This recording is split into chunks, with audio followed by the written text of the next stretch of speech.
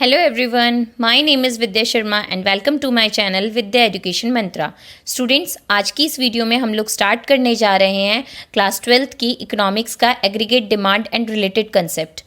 Aggregate demand and related concept का जो part 1 है ये ऑलरेडी मैंने अपलोड कर दिया था अपने इस चैनल में और जिसका लिंक आपको डिस्क्रिप्शन बॉक्स में मिल जाएगा। उस वीडियो में एग्रीगेट डिमांड और उसके कंपोनेंट्स हम डिस्कस कर चुके थे। यहाँ पर हम लोग एग्रीगेट सप्लाई को डिस्कस करने जा रहे हैं। एग्रीगेट सप्लाई क्या है उससे रिलेटेड हम लोग इसमें डिस्कस करेंगे। सो जानते हैं आज की एग्रीगेट सप्लाई क्या होता है। So what is aggregate supply?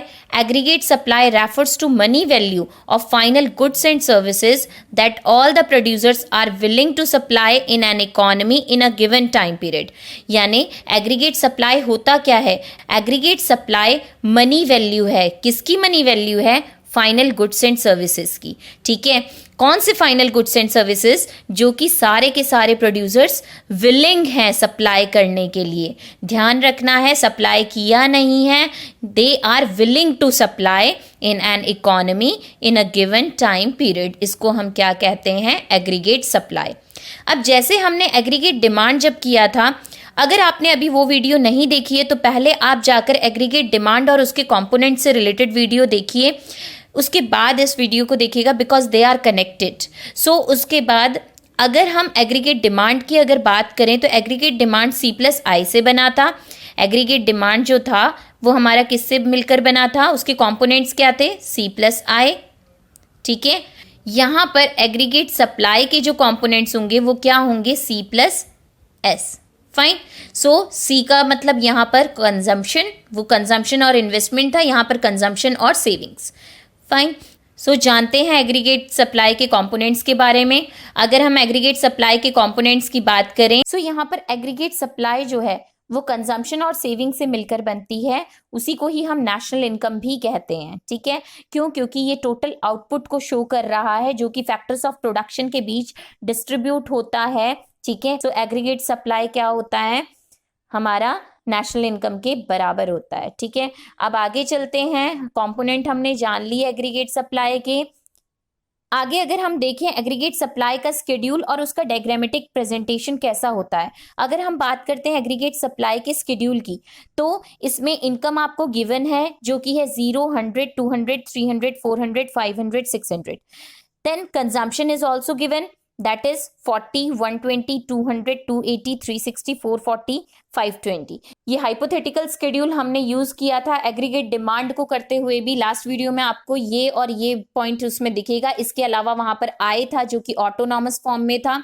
सो यहाँ पर ध्यान रखना, जब इनकम 0 होती है at that level the consumption is known as autonomous consumption. इस कंजम्पशन को हम क्या बोलते हैं? ऑटोनॉमस कंजम्पशन, जिसको हम स्मॉल सी बार से डिनोट करते हैं। फाइन।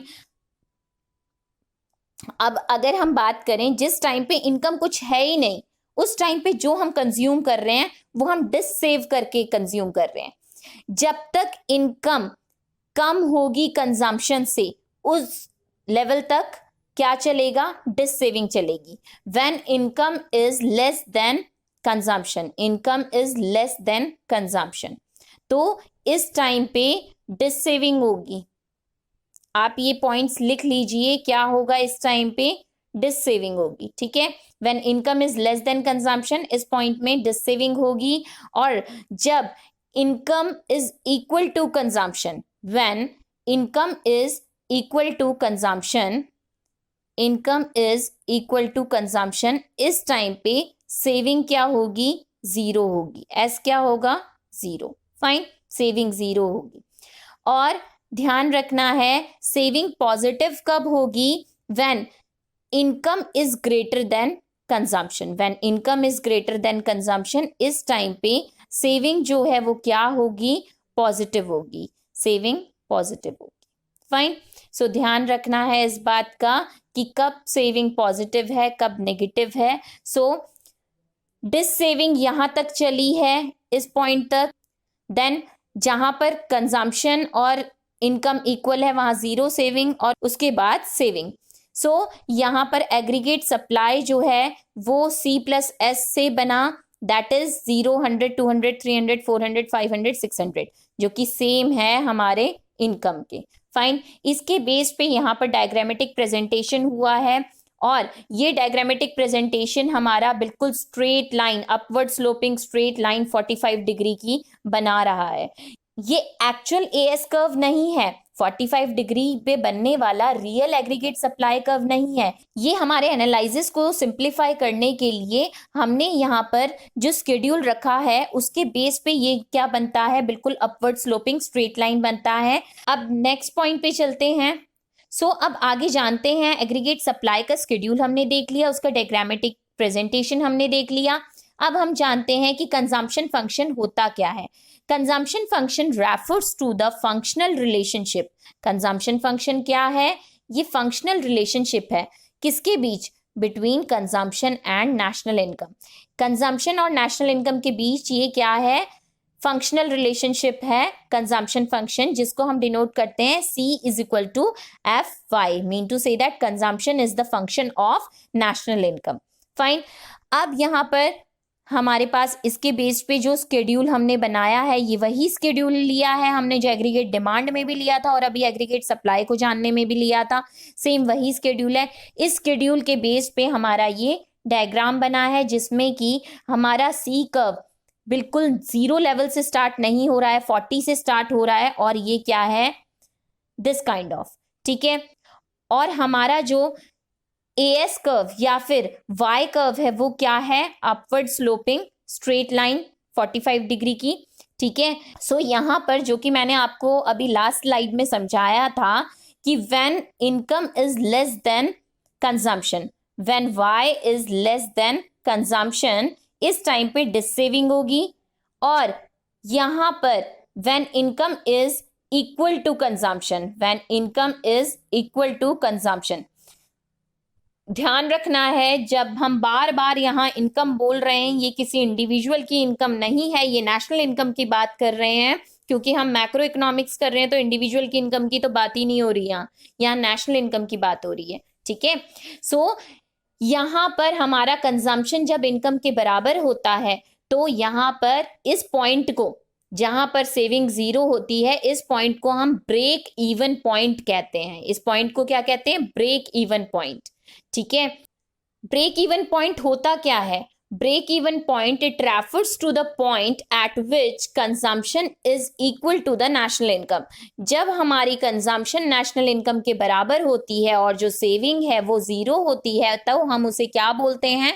ब्रेक इवन पॉइंट बोलते हैं। फाइन, अब केनेजियन साइकोलॉजिकल लॉ ऑफ कंजम्पशन क्या है? ये केन्स जो हमारे इकोनॉमिस्ट थे, इन्होंने क्या कहा है लॉ ऑफ कंजम्पशन के बारे में? इन्होंने क्या कहा है कि जब इनकम बढ़ती है तो कंजम्पशन भी बढ़ती है, लेकिन इनकम जो है वो ज्यादा प्रोपोर्शन में बढ़ती है as compare to consumption. According to this law, as the income increases, जैसे जैसे इनकम बढ़ती है कंजम्पशन ऑल्सो इंक्रीजेस, कंजम्पशन भी बढ़ती है, but income increases at a greater proportion as compare to increase in consumption.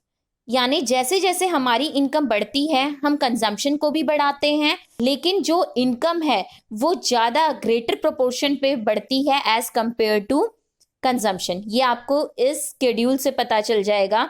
ये देखिए, जब इनकम 0 थी at that time the consumption was 40, जब इनकम बढ़कर 100 हो गई कंजम्पशन 120। इन दो लेवल पे तो क्या है? Consumption is greater then income. फिर उसके बाद इनकम 200 हुई, कंजम्पशन भी 200, यहाँ पर इक्वल हो गई ये दोनों। अब इसके नीचे से देखिएगा कि क्या है, कैसे किस प्रोपोर्शन में बढ़ रही है। अब यहाँ पर इनकम बढ़कर 300 हो गई, कंजम्पशन क्या हो गई? बड़ी, लेकिन कंपैरेटिवली कम बढ़ी। इनकम बढ़कर 400 हो गई, कंजम्पशन भी बढ़ी लेकिन कंपैरेटिवली कम बढ़ी। इनकम बढ़कर 500 हो गई, कंजम्पशन भी बढ़ी लेकिन सेम कंपैरेटिवली कम बढ़ी, एंड हेयर ऑल्सो। तो क्या है कि जब इनकम बढ़ती है तो कंजम्पशन भी बढ़ती है, लेकिन उस लेवल पे, उस प्रोपोर्शन पे नहीं बढ़ती जिस प्रोपोर्शन पे हमारी इनकम बढ़ती है। ये है साइकोलॉजिकल लॉ ऑफ कंजम्पशन, जो कि किसने दिया था? केन्स ने दिया था। साइकोलॉजिकल लॉ ऑफ कंजम्पशन के बारे में किसने बात करी थी? केन्स ने बात करी थी। देन इसी के ही बेस पे, इसी साइकोलॉजिकल लॉ ऑफ कंजम्पशन के बेस पे हम टाइप्स ऑफ प्रोपेंसिटीज करेंगे। अगर हम बात करें टाइप्स ऑफ प्रोपेंसिटीज की, तो ये दो तरीके की होती हैं टाइप्स ऑफ प्रोपेंसिटीज में, APC average propensity to consume और MPC marginal propensity to consume, ये दो आते हैं। ये प्रोपेंसिटी का मतलब है प्रवृत्ति, इसे बोला जाता है औसत उपभोग प्रवृत्ति और इसको बोला जाता है सीमांत उपभोग प्रवृत्ति। ठीक है, सो यहाँ पर अगर हम बात करते हैं एवरेज प्रोपेंसिटी टू कंज्यूम की, तो एवरेज प्रोपेंसिटी टू कंज्यूम क्या है? It refers to the ratio of consumption expenditure to the corresponding level of income. यानी एवरेज प्रोपेंसिटी टू कंज्यूम क्या शो कर रहा है? ये शो कर रहा है कि हमारी इनकम के बेस पे हमारी कंजम्पशन कितनी है, हमारी जो लेवल ऑफ इनकम है उसके बेस पे हमारी कंजम्पशन कितनी है। ठीक है, एवरेज प्रोपेंसिटी टू कंज्यूम के कुछ इंपॉर्टेंट पॉइंट्स हैं, इनको देख लेते हैं। As long as consumption is more than national income, APC is greater than 1। Break even point से पहले जब तक कंजम्पशन ज्यादा होती है नेशनल इनकम के, तो वहां पर हमारा एपीसी ग्रेटर देन 1 होता है। ठीक है, मैं आपको डायग्राम में ही प्रेजेंट करके उसको दिखाती हूं। यहां पर ये this is break even point, break even point से पहले, ब्रेक इवन पॉइंट ये है। ठीक है, ब्रेक इवन पॉइंट से पहले यहां पर एपीसी क्या होगा? More than 1, APC greater than 1। ठीक है, ब्रेक इवन पॉइंट से पहले जो एवरेज प्रोपेंसिटी टू कंज्यूम है वो क्या होगी? ज्यादा होगी। ठीक है, अब अगर हम ब्रेक इवन पॉइंट पे बात करते हैं, ब्रेक इवन पॉइंट पे, तो ब्रेक इवन पॉइंट पे एपीसी क्या होगी? APC is equal to 1। APC is equal to 1 कहां पर होगी? ब्रेक इवन पॉइंट पे। ठीक है, क्यों? क्योंकि कंजम्पशन नेशनल इनकम के बराबर है यहां पर। अब एवरेज प्रोपेंसिटी टू कंज्यूम क्या होगी? जैसे जैसे, ध्यान रखना, जैसे जैसे इनकम बढ़ती जाएगी, ये इनकम बढ़ती जा रही है ना, वैसे वैसे एपीसी घटती जाएगी। When income increases APC falls, ध्यान रखना। ठीक है, जैसे जैसे इनकम बढ़ती है एपीसी फॉल करती जाती है। जब सेविंग्स होंगी यानी इनकम जब ज्यादा होगी कंजम्पशन से, एट दैट टाइम एपीसी क्या होगा? Less than 1। So APC is less than 1। ध्यान रखना, यहां पर APC greater than 1, APC greater than 1, यहां पर APC is equal to 1, APC is equal to 1, यहां पर एपीसी लेस देन 1। ये चीजें ध्यान रखनी है। ठीक है, सो एक और बात ध्यान रखना, एवरेज प्रोपेंसिटी टू कंज्यूम कभी भी 0 नहीं होता है। APC can never be 0। ये सारे पॉइंट्स मैं आपको समझा चुकी हूं। एक चीज ध्यान रखनी है कि एवरेज प्रोपेंसिटी टू कंज्यूम कभी भी 0 नहीं होता है। It can never be 0। क्यों नहीं होता ये 0? क्योंकि कंजम्पशन कभी भी 0 नहीं होती है। अगर 0 लेवल ऑफ इनकम होगा तब भी कंजम्पशन 0 नहीं होगी। उस टाइम पे ऑटोनॉमस कंजम्पशन होगी जो कि सरवाइव करने के लिए हमें कंज्यूम करनी होती है। सो वो मैं आपको सारा समझा चुकी हूँ। इसी वजह से एपीसी कभी भी 0 नहीं होता है, ये बात आप ध्यान रखना। ये सारे पॉइंट्स बहुत इंपॉर्टेंट है। सो बढ़ते हैं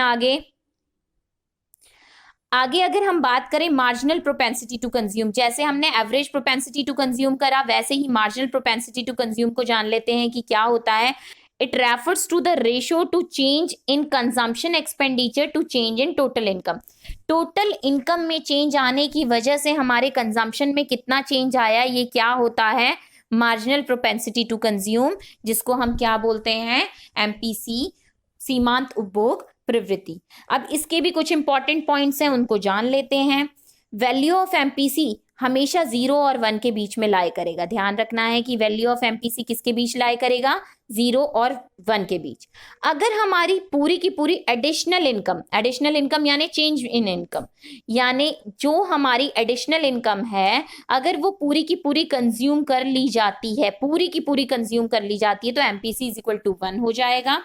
और अगर हमारी पूरी की पूरी एडिशनल इनकम सेव कर ली जाती है, यानी कुछ कंज्यूम ही नहीं करा, सारा का सारा सेव हो गया, एडिशनल इनकम, ध्यान रखना एडिशनल इनकम सेव हो गई है, तो उसको क्या कहा जाएगा? MPC is equal to 0। ठीक है, सो वहां पर क्या होगा? MPC is equal to 0। एक और इम्पॉर्टेंट पॉइंट है, इसे ध्यान रखना कि एमपीसी जो पुअर की होती है वो ज़्यादा होती है एज कम्पेयर टू रिच।